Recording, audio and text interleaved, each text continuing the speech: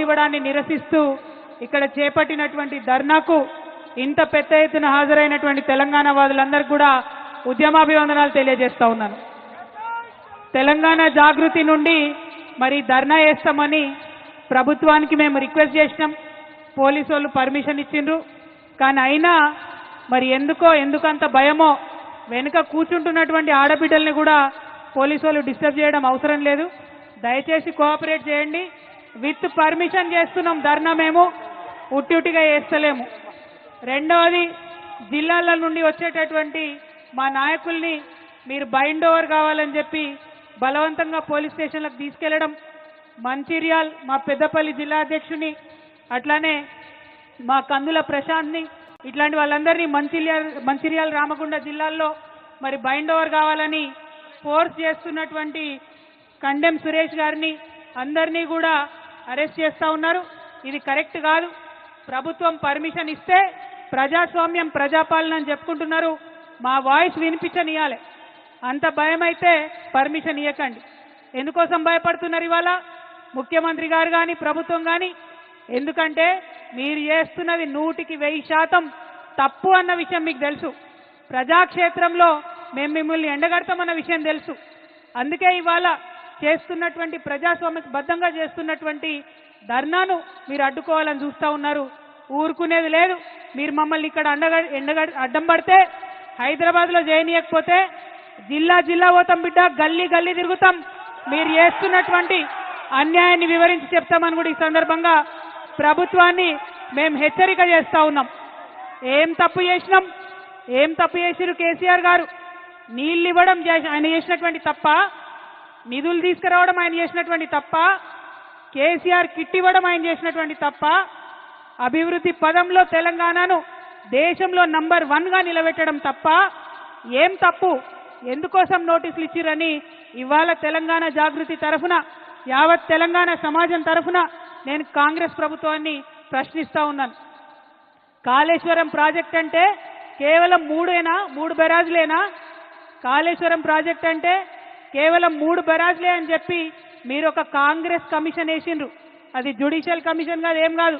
కేవలం అదొక రాజకీయ కమిషన్, కాంగ్రెస్ కమిషన్. అది 21 పంప్ హౌజ్లు ఉన్నాయి కాళేశ్వరంలో, 15 రిజర్వాయర్లు ఉన్నాయి, 200 కిలోమీటర్ల పైచిల్కు టన్నెళ్లున్నాయి, 1500 కిలోమీటర్ల పైచిల్కు కాలువలున్నాయి.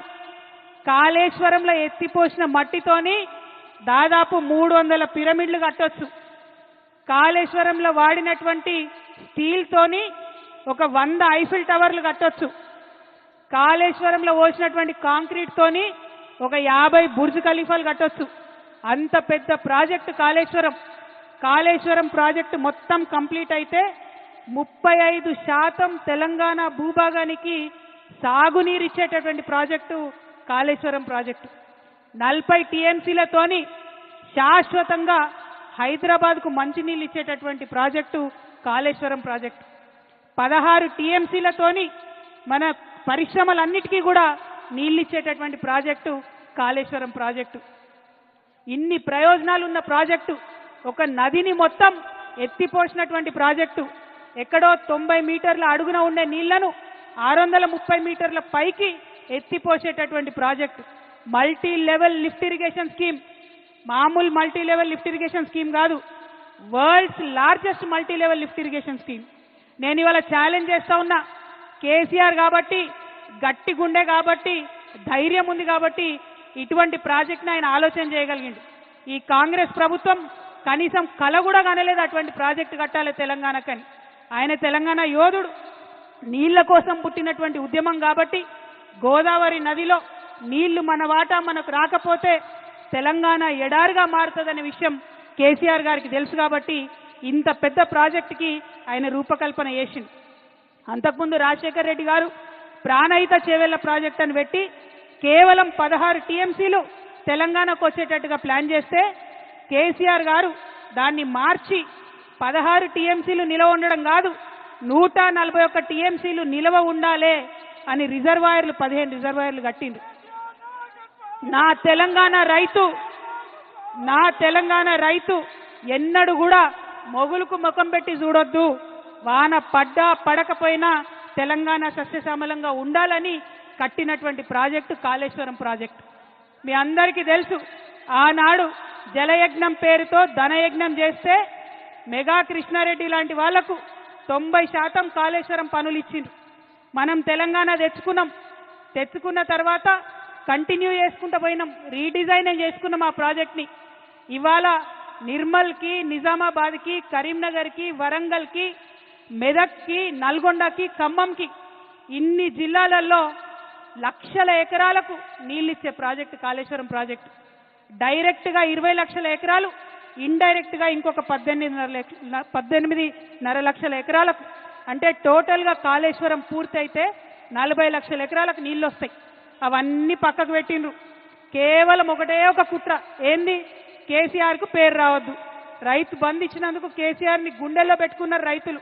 వాళ్ళు మర్చిపోవాలి కేసీఆర్ని బద్నాం చేయాలి. అందుకోసం వేసినటువంటి కమిషన్ ఇది తప్పితే ఇంకొకటి కాదు. ఇవాళ నేను ఛాలెంజ్ చేస్తా ఉన్నా ముఖ్యమంత్రి గారిని. మీ గురువు గారు చంద్రబాబు నాయుడు గారు 200 టీఎంసీ గోదావరి నీళ్లు ఎత్తుకపోతా ఉంటే బనకచెర్లకు నేను తీసుకుపోతా అని ఆయన బాజాప్తా కాలర్ ఎగ్రేసి చెప్తా ఉంటే ఎందుకు మీకు ధైర్యం వస్తలేదు లేఖ రాయడానికి? అపెక్స్ కౌన్సిల్ మీటింగ్ పెట్టమని మీరు ఎందుకు అడగలేకపోతా ఉన్నారు? क्या मजबूरी है भाई रेवंत रेड्डी साहब का? कई को नहीं लेटर निकले? हमारा पूरा गोदावरी आंध्रा को लेके जा रहे, हमारा पानी पूरा आंध्रा को लेके जा रहे, क्यों नहीं लेटर लिख रहे? ముఖ్యమంత్రి గారు నేను డిమాండ్ చేస్తా ఉన్నా, గోదావరి పెన్నా లింకేజ్ పేరుతో ఏదైతే ప్రాజెక్టు కట్టి బనకచెర్లకు నీళ్లు తీసుకుపోతా ఉన్నారో అది మీరు తక్షణమే ఆపాలే. మన భూభాగంలో తుపాకులగూడెం దగ్గరనే ఆ లింకేజ్ పాయింట్ ఉండాలని చెప్పి మీరు ఇమీడియట్ గా కేంద్ర ప్రభుత్వానికి అపెక్స్ కమిటీకి లెటర్ రాయాలని తెలంగాణ జాగృతి తరఫున ప్రభుత్వాన్ని డిమాండ్ చేస్తా ఉన్నాం. అదే విధంగా ఇంకొక మాట మనందరం ఆలోచించుకోవాలి. మనం ఒక చిన్న ఇల్లు కడితేనే అనేక ఇబ్బందులు అవుతాయి, ఏదో ఒక సమస్య వస్తుంది. ఇంత పెద్ద ప్రాజెక్టు కట్టి 40 లక్షల ఎకరాలకు నీళ్ళు ఇవ్వాలంటే చిన్న చిన్న సమస్యలు చాలా వస్తాయి. ఈ మేడిగడ్డ పిల్లర్ ఒకటి కుంగింది, ఇంకొక రెండిటికి పగుళ్ళు వచ్చినాయి. మరి రిపేర్ చేయొచ్చు కదా? రిపేర్ చేసి కేసీఆర్ గారు ఎట్లయితే 20 లక్షల ఎకరాలకు నీళ్ళు ఇచ్చిండ్రో ఇవ్వచ్చు కదా? ఇప్పుడు ఈ కాంగ్రెస్ అధికారంలోకి వచ్చినాక 3 పంటలకు కూడా నీళ్ళు లేకుండా రైతులు నిండబెడుతున్నారు. కేవలం స్వార్థం, కేవలం కుట్ర. మరి ఇదే మెగా కృష్ణారెడ్డి గారు 21 పంప్ హౌజులు ఉంటే 20 పంప్ హౌజులు ఆయనే చేస్తాడు మెగా కృష్ణారెడ్డి. మెగా కృష్ణారెడ్డిని కమిషన్ ముందుకు పిలిచే ధైర్యం రేవంత్ రెడ్డి గారికి లేదు. చాలా సిగ్గుపడాల్సిన విషయం. ఇవాళ కాంగ్రెస్ ఉందంటే ప్రజల కోసం పనిచేస్తలేదు, కమిషన్ల కోసం, కాంట్రాక్టర్ల కోసం మాత్రమే పనిచేస్తున్నది. నిజంగా తెలంగాణ పౌరుషం చూపించాల్సినటువంటి సమయం వచ్చింది. రేవంత్ రెడ్డి గారిని, కాంగ్రెస్ ప్రభుత్వాన్ని నిలదీయాల్సినటువంటి సమయం వచ్చింది. మీరు కేసీఆర్ గారికి నోటీస్ ఇచ్చే ముందు 90% పంప్ హౌజులు కట్టినటువంటి కాంట్రాక్టర్ని ఎందుకు ఇడిచిపెట్టినరో ప్రజలకు చెప్పాల్సినటువంటి అవసరం ఉన్నది. అంటే ఇది కేవలం కుట్ర అన్న విషయం ప్రజలకు అర్థమవుతుందన్న సందర్భాన్ని తెలియజేస్తూ, మరి కాంగ్రెస్ పార్టీ ఇట్లా తెలంగాణకు ద్రోహం చేస్తుంటే బీజేపీ పార్టీ ఏం చేస్తుంది? ఎందుకు ఇప్పుడు వాళ్ళ పరిస్థితి ఏంటిది?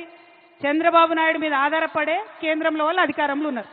అందుకని చంద్రబాబు నాయుడు గారు తెలంగాణకు ద్రోహం చేసి జలదోపిడీ చేసుకుంటుంటే కూడా కిషన్ రెడ్డి గారు ఒక్క మాట మాట్లాడరు, బండి సంజయ్ గారు ఒక్క మాట మాట్లాడరు.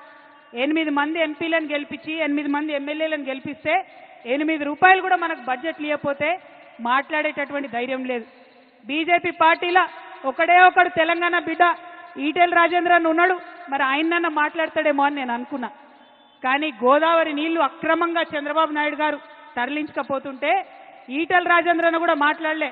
అన్నా రాజేంద్రన్న, తెలంగాణ ఆడబిడ్డల తరఫున, తెలంగాణ రైతుల తరఫున, తెలంగాణ జాగృతి తరఫున నేను మిమ్మల్ని రిక్వెస్ట్ చేస్తా ఉన్నా. ఆనాడు ఉద్యమంలో మనం ఏమన్నాం? బీజేపీ నాయకులు పదవుల కోసం పెదవులు మూసుకొని ఉన్నారని చెప్పినాం. ఇవాళ మీరు దయచేసి ఆ అపవాదు తెచ్చుకోకండి. మీరు పార్లమెంటు మెంబర్గా ఉన్నారు, మీరు ప్రధానమంత్రి గారి దగ్గరికి వెళ్ళండి, ఖచ్చితంగా బనకచెర్ల ప్రాజెక్ట్ని ఆపండి. గోదావరి పెన్నా లింకేజ్ మీరు తుపాకులగూడెం దగ్గర నుంచి తెలంగాణ నుండే పెట్టాలనేటటువంటి డిమాండ్ ఈటెల రాజేందర్ గారు ప్రత్యేకంగా బాధ్యత తీసుకోవాలని తెలంగాణ జాగృతి తరఫున నేను డిమాండ్ చేస్తా ఉన్నా. అదేవిధంగా ఇవాళ కాళేశ్వరం ప్రాజెక్టుకి 1,15,000 కోట్ల అనుమతులు ఉన్నాయి. సిడబ్ల్యూసీ నుంచి అన్ని రకాల అనుమతులు ఉన్నాయి. పర్యావరణ అనుమతులు ఉన్నాయి. ఖచ్చితంగా కాళేశ్వరానికి నేషనల్ ప్రాజెక్ట్ స్టేటస్ తీసుకొచ్చేటటువంటి బాధ్యత కూడా ఈటెల రాజేందర్ అన్న తీసుకోవాలని చెప్పి నేను ఈ సందర్భంగా డిమాండ్ చేస్తా ఉన్నా. మరి మీ అందరినీ నేను కోరేది ఒకటే, తెలంగాణ ఉద్యమం పుట్టిందే నీళ్ల కోసం, నిధుల కోసం, నియామకం కోసం. ఇవాళ నీళ్లలో అన్యాయం జరుగుతుంటే చూసుకుంటూ ఊరుకునేదే లేదు. ఒకవేళ మనం డిమాండ్ చేసినట్టు ముఖ్యమంత్రి గారు ఉత్తరం రాయకపోయినా, బీజేపీ పార్టీ వాళ్ళు చర్యలు తీసుకోకపోయినా తెలంగాణ జాగృతిని గల్లీ నుండి ఢిల్లీ దాకా ఉద్యమం చేస్తాం. మన గోదావరి నీటిలో మనకు రావాల్సిన 1000 టీఎంసీలు వచ్చేంత వరకు ఒక్క బొట్టు కూడా బనకచెర్లకు తరలిపోకుండా ఉద్యమాలు చేస్తామని సందర్భంగా తెలియజేస్తూ, మరి ఇక్కడికి పెద్ద ఎత్తున వచ్చినటువంటి నాయకులకు అందరికి కూడా మనస్ఫూర్తిగా ఉద్యమాభివందనాలు తెలియజేస్తా ఉన్నాను. కేసీఆర్ గారికి నోటీస్ ఇచ్చిరంటే యావత్ తెలంగాణకు నోటీస్ ఇచ్చినట్టే అని భావిస్తూ, మరి కేసీఆర్ గారికి నోటీసులు ఇచ్చి మీరు ఇబ్బంది పెట్టేటటువంటి ప్రయత్నం చేస్తే మేమందరం కూడా ఒక రక్షణ కవచంగా వారి చుట్టూ ఉంటాం. కేసీఆర్ గారి మీద ఈగ వాళ్తే కూడా ఊరుకోమని చెప్పినాం.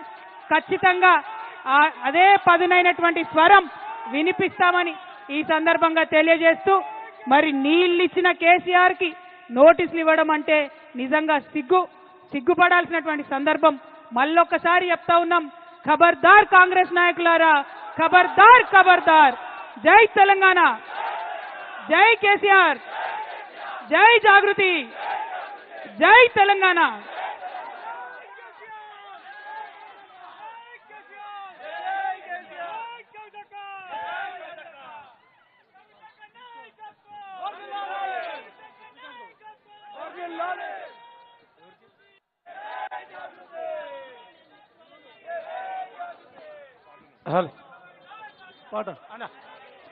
జై కేసీఆర్, జై తెలంగాణ, జై కవితక్క. మానవతకు మారు పేరు కేసీఆర్ సారు. అవునా కదా? అవుననుకునేటోళ్ళందరం చేతులు పైకెత్తాలి, పిడికిలు బిగించాలి. జై కేసీఆర్, జై కేసీఆర్. మానవతకు మారు పేరు కేసీఆర్ సారు. మల్ల మల్ల రావాలే మనసు గల్ల మనసారు. పసిపిల్లల నుండి పండు ముసలోళ్ళ దాకా అందరినీ ఆదరించే ఇంటి పెద్ద తీరు. మానవతకు మారు పేరు కేసీఆర్ సారు. మల్ల మల్ల రావాలి మనసు గల్ల మనసారు. మానవతకు మారు పేరు కేసీఆర్ సారు. మల్ల మల్ల రావాలి మనసు గల్ల మనసారు. మానవతకు మారు పేరు కేసీఆర్ సారు. మల్ల మల్ల రావాలి మనసు గల్ల మనసారు. మానవతకు మారు పేరు కేసీఆర్ సారు. మల్ల మల్ల రావాలి మనసు గల్ల మనసారు. పసి పిల్లల నుండి పండు ముసలోళ్ళ దాకా, పసి పిల్లల నుండి పండు ముసలోళ్ళ దాకా, పసి పిల్లల నుండి పండు ముసలోళ్ళ దాకా, పసి పిల్లల నుండి పండు ముసలోళ్ళ దాకా అందరినీ ఆదరించే ఇంటి పెద్ద తీరు. మానవతకు మారు పేరు కేసీఆర్ సారు. మల్ల మల్ల రావాలి మనసు గల్ల సారు.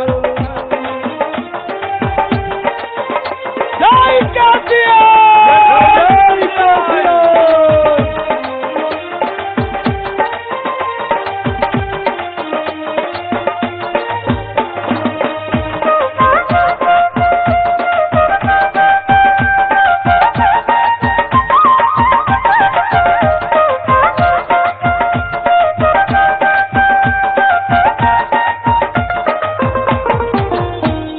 బిక్కు బిక్కుమని బతికిన బీడీ కార్మికులకు దిక్కు దోచకుండా